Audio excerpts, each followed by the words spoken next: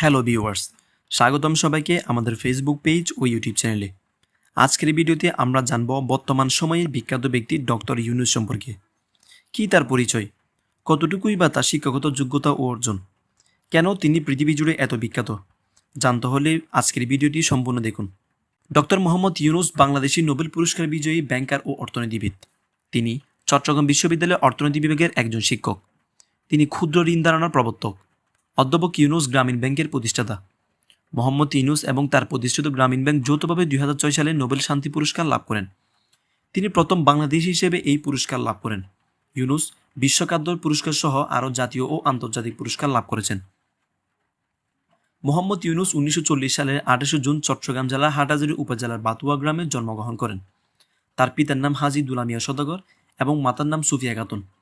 মোহাম্মদ ইউনূসের সহধর্মিণী ডক্টর আফরোজা ইউনূস। ব্যক্তিগত জীবনে মোহাম্মদ ইউনূস দুই কন্যার পিতা। মোহাম্মদ ইউনূসের ভাই মোহাম্মদ ইব্রাহিম ঢাকা বিশ্ববিদ্যালয়ের পদার্থবিজ্ঞান বিভাগের অধ্যাপক এবং ছোট ভাই মোহাম্মদ জাহাঙ্গীর একজন জনপ্রিয় টিভি ব্যক্তিত্ব। তার প্রথম বিদ্যালয় মহাজন ফকিরের স্কুল। চট্টগ্রাম কলেজিয়েট স্কুল থেকে ম্যাট্রিক পরীক্ষায় মোহাম্মদ ইউনূস মেধা তালিকায় 16তম স্থান অধিকার করেন এবং চট্টগ্রাম কলেজে ভর্তি হন। সেখানে তিনি সাংস্কৃতিক এবং রাজনৈতিক কর্মকাণ্ডের সাথে নিজেকে যুক্ত করেন। কলেজে তিনি নাটকে অভিনয় করে প্রথম পুরস্কার লাভ করেন। এছাড়াও তিনি সাহিত্য পত্রিকা সম্পাদনা এবং আজাদী পত্রিকায় কলাম লেখার কাজে নিযুক্ত ছিলেন। সপ্তম শ্রেণীতে পড়ার সময় তিনি বয়েজ স্কাউটসে যোগদান এবং বয়েজ স্কাউটসের পক্ষ থেকে মাত্র 15 বছর বয়সে যুক্তরাষ্ট্র, কানাডা সহ এশিয়া এবং ইউরোপের বিভিন্ন দেশ ভ্রমণ করেন।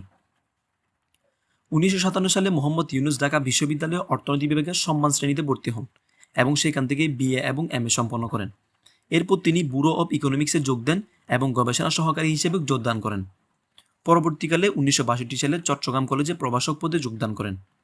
1965 সালে তিনি ফুলব্রাইট স্কলারশিপ নিয়ে যুক্তরাষ্ট্রে যান এবং পূর্ণবৃত্তি নিয়ে ভ্যান্ডারবিল্ট বিশ্ববিদ্যালয়, যুক্তরাষ্ট্র থেকে 1969 সালে অর্থনীতিতে পিএইচডি লাভ করেন।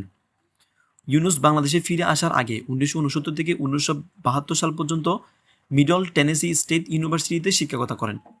1971 সালে বাংলাদেশের স্বাধীনতা যুদ্ধের সময় মোহাম্মদ ইউনূস বাংলাদেশের পক্ষে বিদেশে জনমত গড়ে তোলা এবং মুক্তিযোদ্ধাদের সহায়তা প্রদানের জন্য সাংগঠনিক কাজে নিয়োজিত ছিলেন।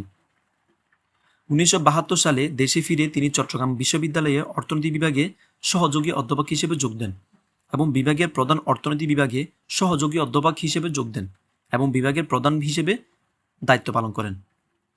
1975 সালে তিনি অধ্যাপক পদে উন্নীত হন এবং 1989 সাল পর্যন্ত এই পদে কর্মরত ছিলেন। ইউনূস দারিদ্রতার বিরুদ্ধে তার সংগ্রাম শুরু করেন 1974 সালে বাংলাদেশে সংঘটিত দুর্ভিক্ষের সময়। তিনি বুঝতে পারেন স্বল্প পরিমাণে ঋণ দরিদ্র মানুষের জীবন মান উন্নয়নে অত্যন্ত কার্যকরী হতে পারে। সেই সময় তিনি গবেষণার লক্ষ্যে গ্রামীণ অর্থনীতি প্রকল্প চালু করেন। 1974 সালে মোহাম্মদ ইউনূস তেবাগা খামার প্রতিষ্ঠা করেন, যা সরকার প্যাকেজ প্রোগ্রামের আওতায় অধিগ্রহণ করে। মোহাম্মদ ইউনূস 1976 সালে গ্রামীণ ব্যাংক প্রতিষ্ঠা করেন গরিব বাংলাদেশিদের মধ্যে ঋণ দেওয়ার জন্য। তখন থেকে গ্রামীণ ব্যাংক 5.3 মিলিয়ন ঋণ গ্রহীতার মধ্যে 5.1 বিলিয়ন মার্কিন ডলার ঋণ প্রদান করেন। ঋণের টাকা ফেরত নিশ্চিত করার জন্য গ্রামীণ ব্যাংক সংহতি দল পদ্ধতি ব্যবহার করে। একটি অনানুষ্ঠানিক ছোট দল একত্রে ঋণের জন্য আবেদন করে এবং এর সদস্যবৃন্দ একে অন্যের জামিনদার হিসেবে থাকে এবং একে অন্যের উন্নয়নে সাহায্য করে। ব্যাংকের পরিধি বাড়ার সাথে সাথে গরিবকে রক্ষা করার জন্য ব্যাংক অন্যান্য পদ্ধতিও প্রয়োগ করে। ক্ষুদ্র ঋণের সাথে যোগ হয় গৃহঋণ, মৎস্য খামার এবং সেচ ঋণ প্রকল্প সহ অন্যান্য ব্যাংকিং ব্যবস্থা। গরিবের অর্থনৈতিক উন্নয়নে গ্রামীণ ব্যাংকের সাফল্য উন্নত বিশ্বে এমনকি যুক্তরাষ্ট্রসহ অন্যান্য শিল্পোন্নত দেশসমূহকে গ্রামীণ এই মডেল ব্যবহার করতে উদ্বুদ্ধ হয়। ডক্টর ইউনূস পৃথিবীর বিভিন্ন দেশের বিভিন্ন বিশ্ববিদ্যালয় থেকে মোট 48টি সম্মানসূচক ডক্টরেট ডিগ্রি অর্জন করেছেন। শান্তিতে নোবেল বিজয়ী গ্রামীণ ব্যাংকের প্রতিষ্ঠাতা ডক্টর মোহাম্মদ ইউনূস যুক্তরাষ্ট্রের সর্বোচ্চ বেসামরিক সম্মাননা কংগ্রেশনাল গোল্ড মেডেল গ্রহণ করেছেন। দারিদ্র্যের বিরুদ্ধে যুদ্ধে অবদানের স্বীকৃতি হিসেবে যুক্তরাষ্ট্র সরকারের পক্ষ থেকে এই সম্মাননা দেয়া হলো ইউনূসকে, যিনি এই প্রথম পাওয়া বাংলাদেশি ও মুসলিম। বিশ্বের সর্বোচ্চ সম্পদশালী 2 শতাধিক ব্যক্তি সম্মেলনে নোবেল বিজয়ী প্রফেসর ডক্টর মোহাম্মদ ইউনূসকে আজীবন সম্মাননা পুরস্কারে ভূষিত করা হয়েছে। 2013 5ই মে বুধবার জাতিসংঘ ভবনে এই সম্মাননা জানা হয়। জাতিসংঘে বিশ্বের সম্পদশালী ব্যক্তিদের এই সমাবেশের আয়োজন করে বিশ্ববিখ্যাত ফোর্বস ম্যাগাজিন। একজন সামাজিক উদ্যোক্তা হিসেবে ইউনূসকে এই আজীবন সম্মাননা পুরস্কার প্রদান করা হয়।